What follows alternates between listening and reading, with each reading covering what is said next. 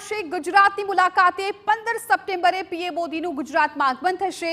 ગાંધીનગરના વડસર એરફોર્સ સેન્ટરના કાર્યક્રમમાં હાજરી આપશે। ગાંધીનગરમાં રાજભવન ખાતે રાત્રિ રોકાણ કરશે। પીએમ મોદી 16 સપ્ટેમ્બરે રિન્યુએબલ એનર્જી સમિટનું ઉદ્ઘાટન કરશે। બપોરે સેક્ટર 1 મેટ્રો સ્ટેશનનું ઉદ્ઘાટન કરશે। પીએમ મોદી મેટ્રો ટ્રેનની મુસાફરી પણ માણવાના છે। જીએમડીસી ખાતે શહેરી અને ગ્રામ વિકાસના 9 કરોડના કામોનું લોકાર્પણ કરશે।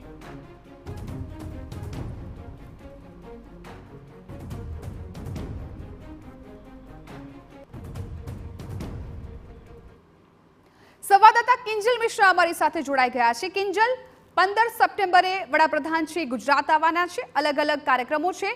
કઈ પ્રકારનું આખું તેમનું આ કાર્યક્રમ દરમિયાનનું ટાઈમ ટેબલ રહેવાનું છે?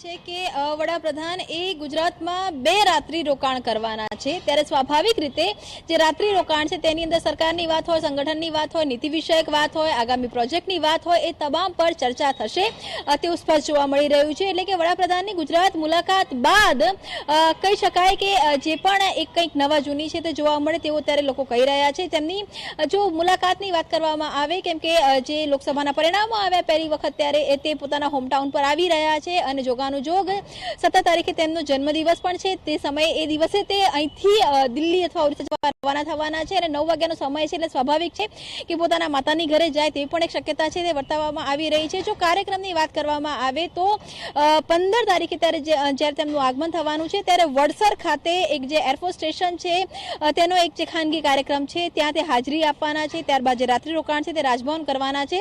16 તારીખનો સૌથી મહત્વનો જે કાર્યક્રમ આપ બિલકુલ મારી પાછળ જોઈ શકો છો કે જે રિન્યુએબલ એનર્જી જે સમિટ છે, સમિટ યોજાવા જઈ રહી છે। આજે ત્રીજી સમિટ, ચોથી સમિટ છે કે જે ગુજરાતમાં યોજાવા જઈ રહી છે। અત્યાર સુધીમાં 3 જે અલગ અલગ સમિટ છે તે થઈ ચૂકી છે। વાઇબ્રન્ટ ગુજરાત કે G20 ની વાત કરવામાં આવે તો G20 અને વાઇબ્રન્ટ ગુજરાત જેટલી મહત્વની સમિટ આ રિન્યુએબલ એનર્જી છે, એનર્જી ક્ષેત્રે જે પ્રકારની સમિટ છે ત્યારે તમામ જે રાજ્ય છે તેના મુખ્યપ્રધાન છે તે પણ 15મી મોડી રાત્રે આવવાના છે, અહીંયા સહભાગી થવાના છે। એની સાથે જ કેટલાક જે આંતરરાષ્ટ્રીય એનર્જી ક્ષેત્રે કાર્ય કરતી જે કંપનીઓ છે તે પણ અહીંયા આવવાની છે।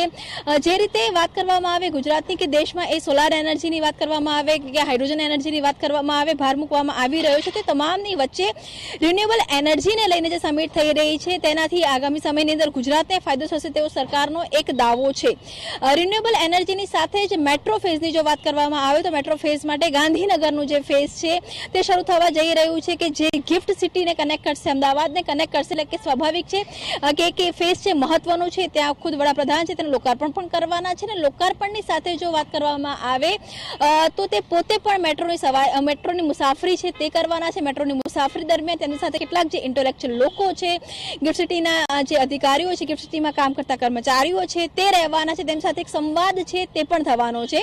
16 તારીખની જો વાત કરવામાં આવે તો બપોર બાદનો તેમનો જે કાર્યક્રમ છે તે અમદાવાદ ખાતે છે। અમદાવાદ જીએમડીસી ખાતે અલગ અલગ અંદાજે 9000 કરોડના જે સરકારી પ્રોજેક્ટ છે તેનું લોકાર્પણ ખાતમુહૂર્ત છે તે થવાનું છે। અને ત્યાં અંદાજે માનવામાં આવી રહ્યું છે કે 1 લાખ જેટલા લોકો છે તે એકઠા થવાના છે અને રાજભવન ખાતે રાત્રિ રોકાણ છે।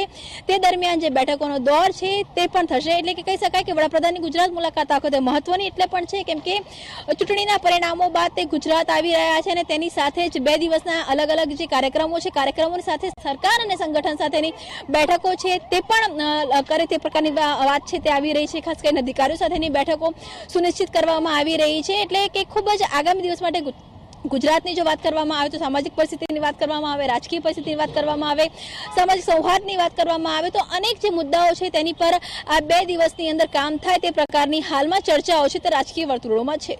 બિલકુલ કિંજલ, આભાર આપનો સમગ્ર માહિતી બદલ। તો 15 સપ્ટેમ્બરે વડાપ્રધાન મોદી છે ગુજરાત આવવાના છે। 2 રાતનો તેમનો આ પ્રવાસ, 2 રાત્રિ રોકાણ કરવાના છે। સાથે સાથે 2 દિવસ દરમિયાન ઘણા તેમના કાર્યક્રમો પણ રહેવાના છે। રાજભવન ખાતે તેઓ રાત્રિ રોકાણ કરવાના છે। 16 સપ્ટેમ્બરની જો વાત કરીએ તો રિન્યુએબલ એનર્જી સમિટનું તેઓ ઉદ્ઘાટન કરવાના છે। ત્યારબાદ બપોરે સેક્ટર 1 મેટ્રો સ્ટેશનનું તેઓ ઉદ્ઘાટન કરવાના છે। પીએમ મોદી મેટ્રો ટ્રેનની મુસાફરી પણ માણવાના છે। એટલે આ 2 દિવસ ખૂબ મહત્વપૂર્ણ રહેવાના છે। અલગ અલગ કાર્યક્રમોનું લોકાર્પણ તેઓ કરવાના છે।